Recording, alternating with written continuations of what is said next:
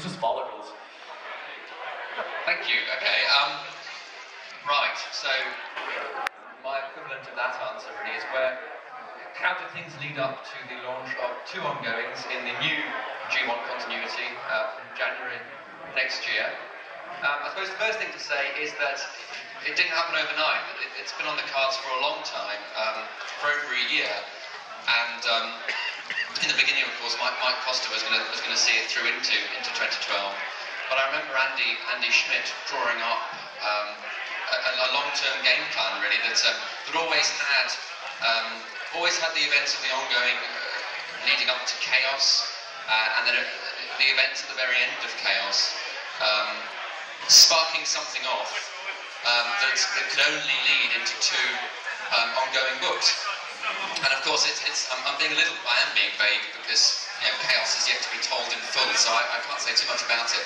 But yeah, the idea was that in 2012 and going forward, there would be these parallel books that would that don't necessarily both need to be read. I mean, I've heard the question asked whether is it essentially a fortnightly or bi-weekly book, one story being told in two titles. It isn't.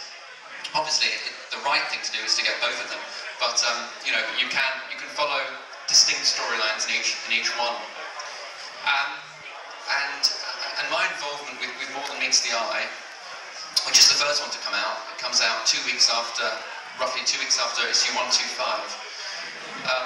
My involvement can be traced back to the tail end of the Wreckers miniseries, when I was asked by IDW in sort of an unofficial capacity to assist, I guess as some sort of sounding board really, to the issues of ongoing that were being written at the time, which was around about issue 18, and so I had some feedback, to give in that respect.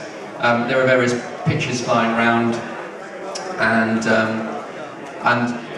issues 22 and 23 of the ongoing, the latter has just come out. I mean, that was they were written. They have been written. I wrote them knowing that More Than Meets the Eye was coming out, and I knew that I'd be writing for that one. So, from Chaos Theory Parts 1 and 2, there are ideas and seeds of ideas that have been very deliberately planted, which will, germinate in 2012 and beyond. So I don't know much. In fact, I'm going to pass it to Nick now, because Nick is burning to tell you something. I can tell from his expression. I got nothing. As far as how I got on board the ongoing, I think it was I just really wanted to work with James again, and I just kind of pestered a little bit. It was burning me up seeing other people dance with James, and so I was like, come on, let me have a go. Let me have a go on Roberts, come on.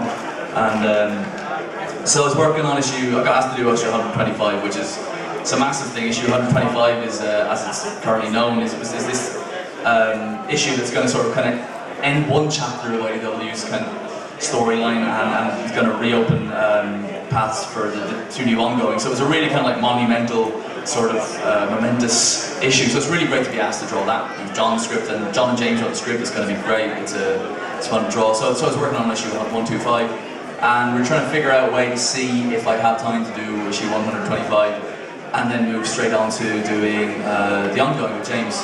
And so yeah, it's kind of some schedule wranglings going on. The plan is for me to work on More Than Meets the Eye. And but I read the scripts, I read the stories, I read the outline. It's going to be fun. It doesn't matter who's drawing it, it's going to be amazing. So yeah, we're all in for a treat.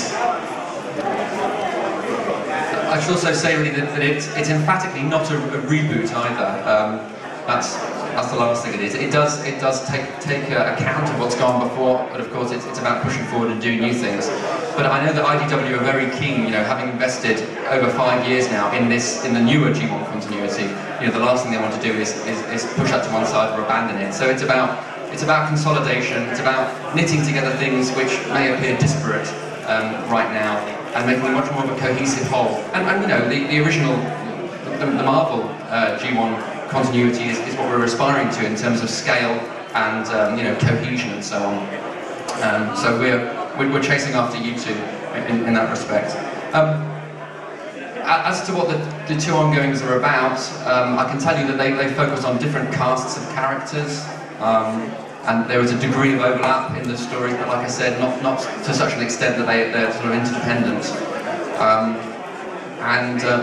I very much want to tell you more, and the time will come, but I mean, you'll see what happens at the end of Chaos. In particular, you'll see what happens in issue 125, which is a real game changer. And I can say that something happens in 125 that you cannot row back from.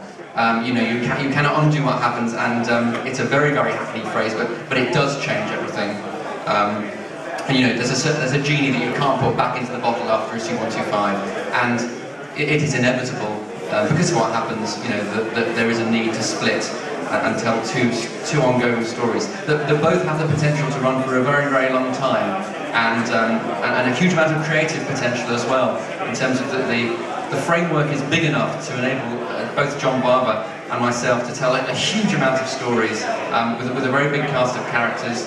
And some of them may be, you know, maybe epics in the old TFUK style. Some of them may be focusing on particular individuals. But it's going to be a much, it's going to be a sort of very bright and fun two series, I think. Should we do questions, do you think? Yeah, we'll open it up.